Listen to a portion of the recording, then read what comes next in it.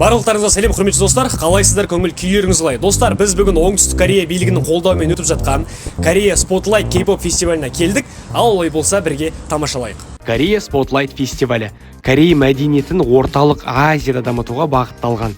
Ал фестиваліміздің басты хедлайнері және де арнайы қонағы Дипирен болғанын айта кеткім келіп отыр. Фестиваль ағымында халықаралық деңгейде танымал W24, Kisu, The Solutions, Must-Be K-pop топтары да өздерінің өнерлерін көрсетіп, халықты тәнті қылды.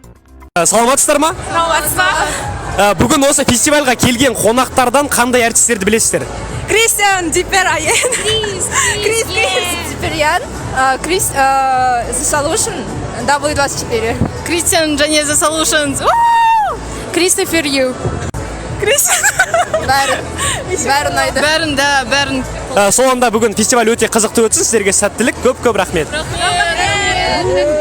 Фестивальға келген көрермендердің қарасы өте қалың болды. Оны кіруге кезекке тұрған адам санынан байқауға болады. Мені ең тәнті қылған топ W24, себебі 91-дің қайтадан әнін қазақша шырқап, халықты өзіне баурады. Ал қойылым соңында W24 тобының вокалисті Чон Хован Қазақстанның өте ерекше екендігін айтып, алғысын білдірді. Ал Қазақстан жұлдыздарына тоқтала кететін болсақ, 91 тобының мүшесі Дулат Болатұлы Закты кездестіріп қалдық. Ал кино әлемінің жұлдызы Сануржан Сүлеймен фестиваль жайында өз ойын білдірді. TikTok әлемінің майталмандары Десула, Анеста Ким, Джей Бьюс, Дэвид Эйл сынды тиктокерларды кездестіріп, ой алмасып, тақырыптарды талқыладық. Ең қызығы ВКонтакте желісінің маркетинг саласының маманын кездестіріп қалдық.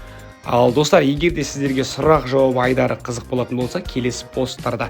Ал жалпы фестиваль бас аяғы 2 күнге созылды. Сіздермен бірге болған мен, Маулетхан, назарларыңызға рахмет.